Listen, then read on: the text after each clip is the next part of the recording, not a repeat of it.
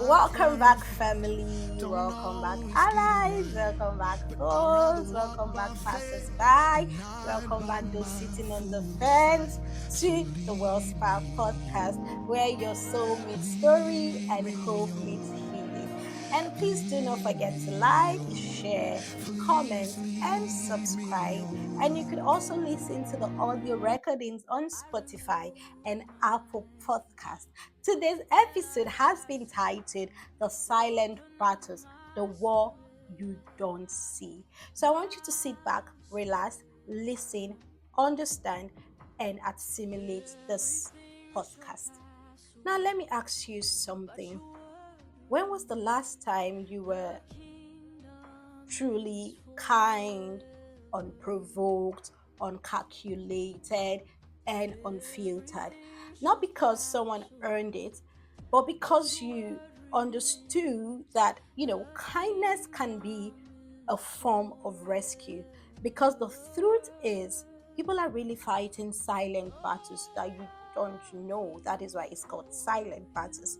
Now, the woman you're asking, "Hmm, when are you giving birth? You don't think for this marriage you might be silently grieving the fifth miscarriage in 5 years or in 2 years. Now you don't know the war she's fighting privately. She might have prayed all night after the latest failed IVF attempt. She might be waiting on God while the word mocks her womb, but she smiles anyway because in this world, grief has no time off and kindness is in short supply.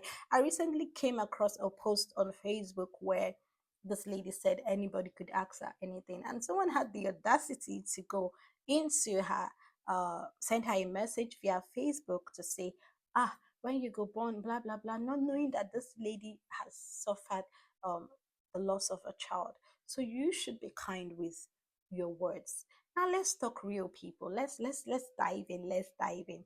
So there are people, maybe even in our churches, in our social gathering, our WhatsApp group, our circle, who sees friendship as a pathway to harm. Now they get close enough to learn your weakness.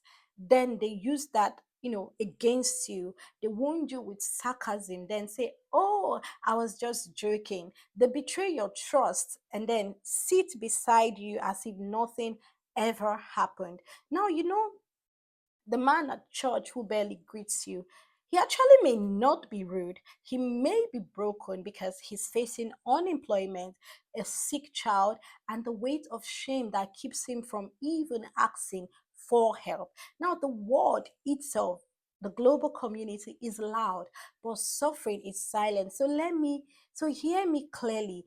You can't be in ministry and hold grudges like trophies. You cannot speak in tongues on Sundays and gossip in whispers on Mondays. You can't preach forgiveness and practice revenge. Now, you cannot claim to love God or any religion you find yourself in and still weaponize your words, hold grudges, or turn your faith into a political push away. Now, I want you to remember that Jesus did not die for us to debate each other to death. Now, he did not bleed so we could sit in pews with proud hearts, bitter mouths, and then lift up holy hands. He called us to love. He called us to be gentle. He called us to carry each other's body, not criticize the weight. Now, let me tell you a story and take you back and take you to the northern region in Ghana. There was a young woman named Cynthia. She walked 5 kilometers every day just to collect water. She smiled at everyone, helped in the market, sang in the church choir. Our people said, "Oh, Cynthia is always happy." But what they did not know was that she had lost her husband to malaria, buried two of her children, and had not eaten a full meal in 3 days. In 3 days. One day, a visitor from the city stopped by and offered her a plate of food and simply said, Cynthia, you must be tired. Eat first. She wept, not because of the food, but because for the first time in years, someone saw her without asking her to perform strength, without asking something in return. Now, that's the power of kindness. You never know how deep someone pain goes until you give them the permission to rest in your presence. So here's the charge, family. Here's the charge, allies. Here's the charge, foes. And here's the charge, bench warmers. Speak gently. Forgive freely. Be intentional with your presence. And if you cannot offer help, please do not add harm. Because sometimes people are just barely holding on.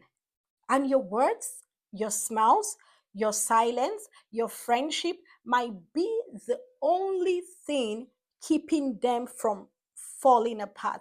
Remember this, people bleed in silence, people cry behind confidence. Yes, those celebrities, those people you see making wave in industries and NGOs.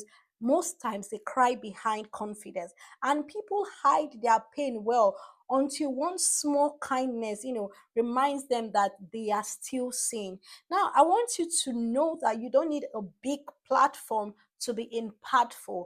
You just need a heart that chooses mercy, even when the world chooses mockery. But don't let suffering be your only teacher. Let empathy do the work before experience forces you to understand. They say experience is the best teacher.